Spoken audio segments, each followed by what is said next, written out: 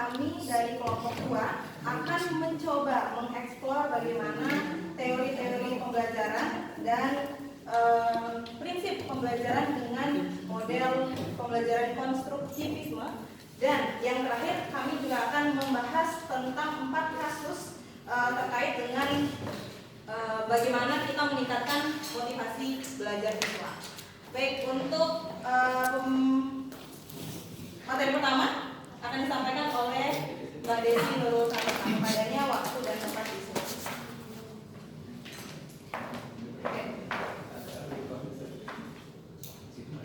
Ya, nggak apa-apa, kelihatan kok, tetap kelihatan. Bismillahirrahmanirrahim. Assalamualaikum warahmatullahi wabarakatuh. Waalaikumsalam warahmatullahi wabarakatuh. Yang kita hormati Bu dosen, teman-teman yang saya sayangi. Terima kasih.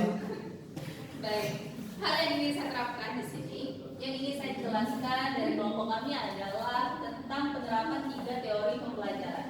Yang pertama adalah teori pembelajaran behavioristik atau biasa disebut dengan teori behaviorism. Teori ini penerapannya itu berupa stimulus dan respon, yang dimana ketika kita memberikan stimulus maka akan ada respon dari siswa. Nah, jadi bagaimana penerapannya dalam pembelajaran? Hal yang dilakukan seorang guru kepada siswanya itu harus mampu membuat siswanya mengikuti. Jadi ada perubahan perilaku kalau di behavioristik. Selanjutnya, contohnya kayak gimana? Contohnya itu seperti misalnya guru memberikan apresiasi, guru memberikan instruksi-instruksi yang tepat. Nah, di sini yang perlu kita highlight adalah ketika siswa sudah mampu mencapai apa yang guru inginkan. Nah, jadi ingat dalam behavioristik maka pasti adanya pembiasaan. Ketika adanya pembiasaan, tentu harus sesuai juga dengan tujuan pembelajaran. Selanjutnya yaitu adalah teori sosial kognitif. Nah, teori sosial kognitif ini cukup membuat kita berpikir bagaimana seorang guru itu perlu fokus pada proses berpikir siswanya, bukan seperti behavioristik. Nah, jadi sosial kognitif ini tuh sebenarnya ada karena dari kritikan buat behavioristik. Kritikannya itu dari, kalau nggak salah, itu dari salah satu yang pencetus teori sosial kognitif pastinya. Jadi sosial kognitif ini itu tercetus karena ada kritikan teori behavioristik. Teori sosial kognitif merasa bahwa teori behavioristik itu terlalu membuat siswanya nggak bisa berpikir.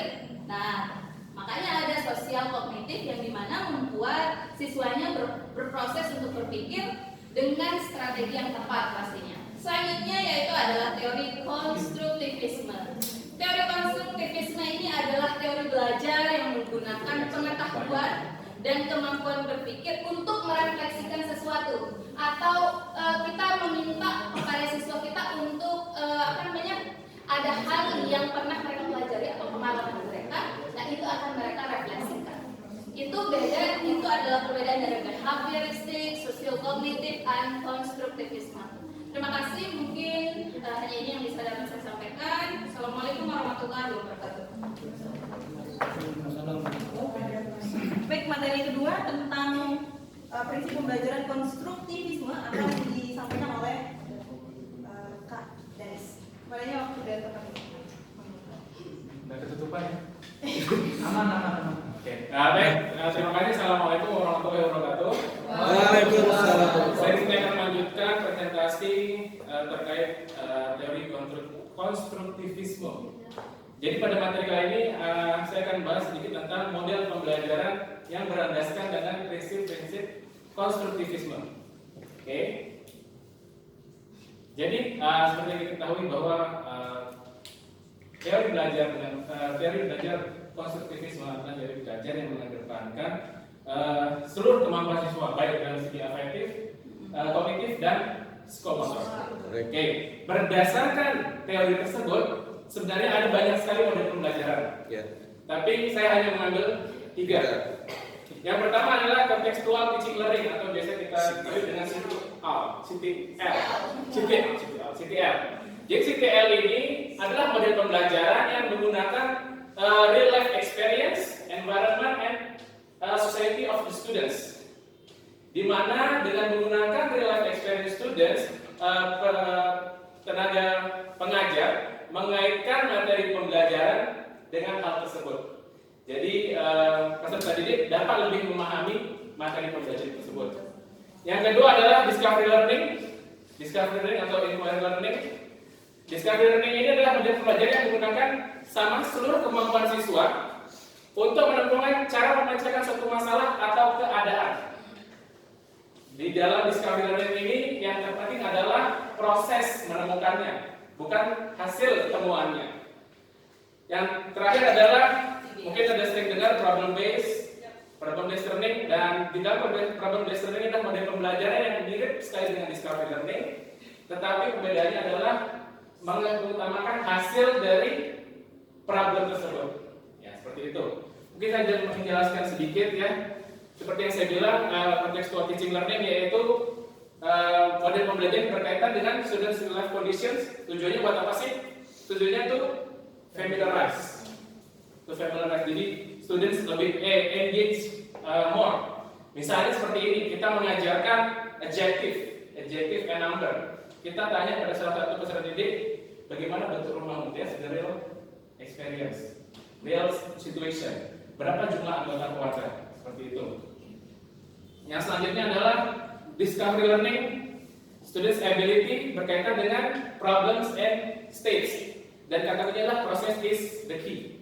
Jadi bukan hasilnya salah atau benar yang diutamakan, tapi the process. Mungkin contohnya seperti ini. Ketika kita mengajarkan narrative text, siswa itu mungkin sudah mengetahui tentang struktur dalam narrative text tersebut.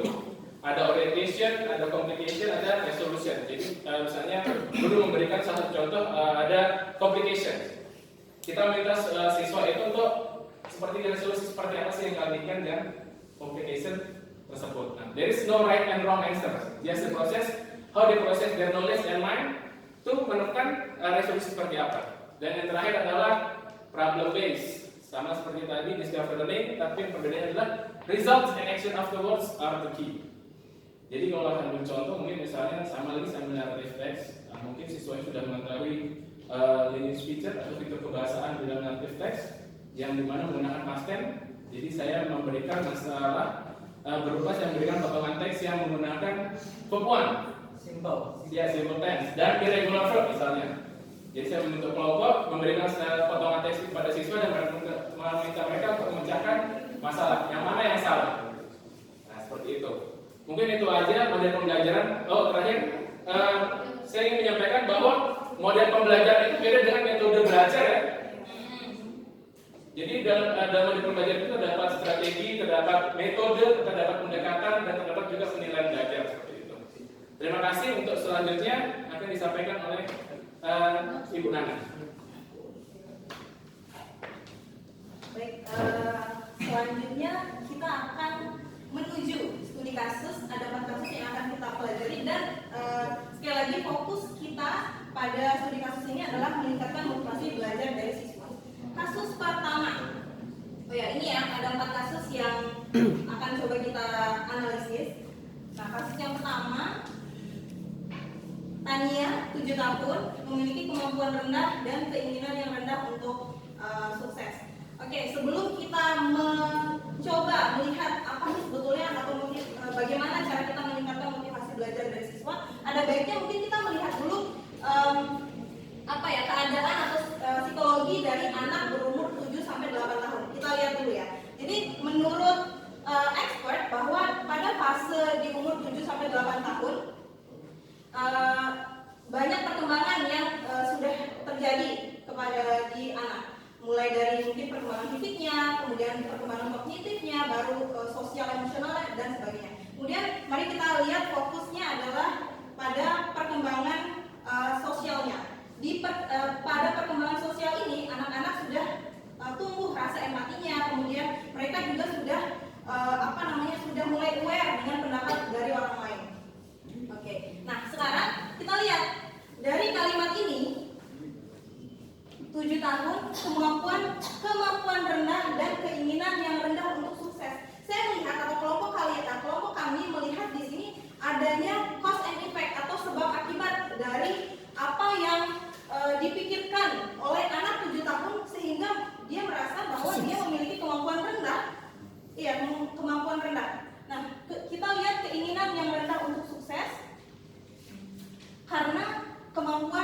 rendah. Jadi kayak ada keterkaitan. Adanya keinginan yang rendah untuk sukses tentu akibat dari dia merasa atau meyakinkan diri, memiliki keyakinan bahwa dia memiliki kemampuan yang rendah. Nah, di sini yang harus kita yang harus kita fokuskan untuk meningkatkan motivasi belajar dari siswa ada dua. Yang pertama motivasi intrinsik dan motivasi ekstrinsik dari anak tersebut. Kita melihat motivasi intrinsiknya dulu. Intrinsik ini kan berarti dia dari dalam ya, dari dalam anak. Nah, di sini kita melihat dulu bagaimana peran guru membentuk pola pikir atau pola pikir dari anak tersebut. Gitu. Jadi di umur 7 tahun mungkin karena bisa jadi bisa jadi mindset dia menganggap dirinya bahwa memiliki kemampuan yang rendah itu bisa jadi karena lingkungannya yang tidak support dengan dia. Mungkin ketika ada teman-temannya yang membuli atau menganggap dia dalam tanda kutip bodoh dan sebagainya, sehingga dia memiliki atau tidak memiliki motivasi untuk sukses seperti itu. Nah, yang guru perlu lakukan untuk meningkatkan motivasinya adalah merubah pola pikir atau membuat meyakinkan Tania untuk memiliki pola pikir yang growth mindset tersebut, bahwa setiap anak itu memiliki kemampuan yang berbeda-beda gitu. Kemudian yang kedua adalah motivasi ekstrinsik atau motivasi dari luar. Nah, di sini peran guru adalah merancang pembelajaran yang tentunya berpihak kepada peserta didik gitu, yang membuat mereka nyaman, membuat mereka aman dalam berproses selama di kelas. Oke, itu ya motivasinya. Kemudian case yang kedua adalah Samuel, 10 tahun, yang bekerja keras untuk menjaga harga dirinya pada tingkat tinggi, tetapi memiliki rasa takut akan gagal yang kuat. Highlightnya adalah memiliki rasa takut akan gagal yang kuat. Jadi dia memiliki pride, tapi takut untuk merasa gagal mungkin di depan teman-temannya. Nah, motivasinya yang perlu kita berikan itu ya adalah motivasi intrinsik, berarti motivasi dari dalam. Mindset tadi kemudian kita bentuk, guru membentuk mindset dari siswa tersebut bahwa gagal adalah bagian dari proses belajar, tidak apa-apa untuk gagal, dan menciptakan ruang aman untuk peserta didik. Jadi guru sebagai penuntun, ingat guru sebagai penuntun yang bertugas untuk membuat peserta didik menuju kebahagiaan dan keselamatan, seperti bagaimana ideologi transformasi pendidikan yang sedang kita coba jalankan. Oke. Kemudian masih ada 2 kasus yang akan dibahas oleh Mbak Istia.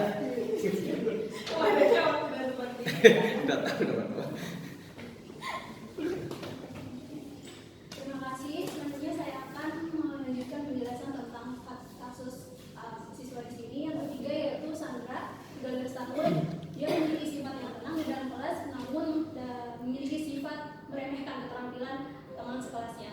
Nah, dari sini kita bisa lihat bahwa si Sandra ini memiliki kemampuan dan juga keterampilan yang baik. Dilihat dari bagaimana dia merasa tenang di dalam kelas, namun karena dia memiliki rasa kemampuan dan juga keterampilan yang tinggi, dia meremehkan kemampuan teman yang lainnya karena merasa kemampuan dia lebih tinggi dibandingkan teman yang lainnya. Nah, dalam kasus ini ada pun hal-hal yang dapat guru lakukan, yaitu yang pertama tentunya guru dapat mengajarkan dan juga menanamkan kepada seluruh siswanya untuk saling menghargai dan juga menghormati. Nah, hal ini dapat dilakukan dengan cara guru membentuk kelompok-kelompok untuk siswanya untuk saling mengenal ataupun bekerja sama, berdiskusi di dalamnya, sehingga siswa itu dapat saling mengerti dan juga mengetahui bagaimana keterampilan dan juga kemampuan teman yang lainnya, sehingga timbul dalam dirinya itu, oh benar ya, teman saya memiliki kemampuan dan juga keterampilan berbeda, maka saya tidak bisa menganggap diri saya lebih tinggi dibandingkan yang lainnya. Kemudian guru juga bisa dapat memberikan motivasi kepada Sandra bahwa meremehkan keterampilan juga dan juga kemampuan teman yang lain bukan merupakan perbuatan yang mungkin tidak bisa dikatakan baik, sehingga guru berusaha untuk memberikan motivasi untuk menghilangkan ataupun meminimalisir sikap Sandra tersebut. Kemudian guru juga harus bersikap objektif terhadap seluruh kemampuan dan juga keterampilan siswa. Ketika guru melihat bahwa Sandra ini memiliki yang lain lebih tinggi dibandingkan teman yang lainnya, maka guru tidak bisa menjudge keterampilan dan juga kemampuan siswa yang lainnya. Namun di sini guru harus memberikan bantuan dan juga solusi jika memang ada permasalahan yang dialami oleh siswa lainnya, sehingga keterampilan dan juga kemampuan mereka menjadi rendah seperti itu. Kemudian untuk kasus terakhir, Robert itu 16 tahun yang menunjukkan sedikit minat di sekolah dan saat ini tinggal bersama bibinya atau dan juga orang tuanya tidak bisa dihubungi. Nah, untuk meningkatkan motivasi dan juga minat Robert di dalam pembelajaran dalam kelas, yang pertama guru harus mengetahui terlebih dahulu faktor apa yang menyebabkan Robert ini menunjukkan sedikit minat di dalam kelas. Nah, ketika guru sudah melakukan observasi ataupun melakukan pendekatan secara personal kepada Robert, maka guru bisa mengajak orang tua atau pembalik untuk bekerja sama untuk memberikan solusi ataupun menyelesaikan permasalahan yang dirasakan oleh Robert di sini. Kemudian karena pada dasarnya lingkungan keluarga juga dapat membentuk kepribadian ataupun minat belajar sesuai dengan Dari close nah. Just one question. Mi. Okay, everyone. Okay. Mia, One question, saya yang because, yeah, we have yang pertama. limited time.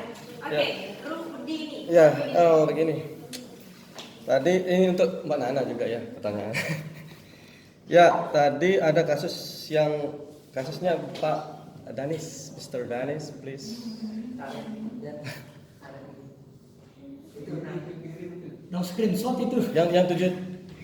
Ini secara umum, ya begini dia kan ada apa istilahnya tadi? Intrinsik dan ekstrinsik. Ya, oke.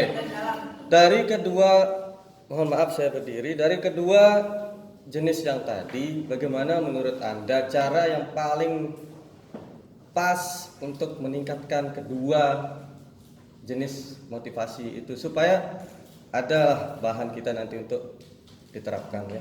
Satu aja lagi. Satu saja. Izinkan kami Singkat sih menjawab dong. ya. Jadi mungkin teman-teman juga bisa langsung menambahkan. Berarti langkah konkret yang bisa kita lakukan. Yang pertama pastinya pendekatan secara langsung ya, pendekatan secara langsung pada anak tersebut. Bagaimana kita sebagai guru menjadi fasilitator untuk siswanya, sehingga dia bisa gini ya, pendekatan mengobrol dan sebagainya, memberikan pemahaman bahwa sukses dan sebagainya itu begini gitu. Yeah. Kemudian langkah kedua yaitu membuat mereka, saya pikir proses atau kegiatan belajar itu yang juga merupakan hal yang penting gitu ketika kita ingin meningkatkan motivasi belajar siswa gitu. Dia melihat contoh, dia melihat mendesain pembelajaran yang basisnya adalah konstruktivisme itu gitu. Jadi kita menggunakan prinsip-prinsip konstruktivisme itu seperti misalnya prinsip yang dipaparkan oleh Bang Danis, ada yang CTL. Nah, di situ kan ada CTL, ada juga yang bagian discovery learning dan sebagainya. Jadi mereka membahas kita mengaitkan dengan masalah-masalah. Jadi misalnya dia kurang motivasi nih, ya kita tampilkan masalah-masalah yang kalau misalnya nggak termotivasi begini akibatnya. Atau bagaimana mereka memproses kalau misalnya dia tidak belajar dan sebagainya, apa yang akan terjadi, seperti itu sih. Jadi lebih ke yang kontekstual learning. Mungkin ada tambahan. Oke, saya tambahkan sedikit. Karena Berdiri. berdiri, jangan lari berdiri. Untuk motivasi intrinsik atau ekstrinsik dan ekstrinsik itu sebenarnya hal yang perlu dan penting dalam karena kita menjadi seorang guru adalah seorang anak akan tetap termotivasi dalam diri apabila dia memiliki keyakinan. Maksudnya dia punya keyakinan kalau dia bisa, dia punya keyakinan. Itu tugas kita sebagai seorang guru bagaimana untuk menjadi guru yang menganggap bahwa siswa kita itu berharga, menganggap bahwa siswa kita itu aman loh, menganggap bahwa siswa kita itu nyaman. Jadi ketika mereka sudah merasa aman, nyaman, berharga, merasa bahwa diri mereka itu juga bagian dari pembelajaran tersebut, maka akan motivasi intrinsik dan ekstrinsik itu akan melekat di diri mereka. Jadi ya satu kesannya sedikit aja ya. Jika kita mengatakan tidak ada siswa yang bodoh, yang ada itu siswa yang unik, itu masuk ke membangkitkan. Ya, Intrinsik. intrinsik. Terima kasih. Oke. Mau ditambahkan sama Bang? Iya, Ada silakan. tambahan? Oke, mungkin sebelum kita bicara motivasi intrinsik ekstrinsik, kita harus tahu problem anak itu apa sebenarnya. Iya, tentunya. Ya, problem anak yang itu apa, seperti apa sih? Nah, baru kita bisa melakukan pendekatan, ya, seperti memberikan motivasi intrinsik dan ekstrinsik. Nah, motivasi ini tidak bisa dilakukan secara terpisah, harus selalu berkesinambungan.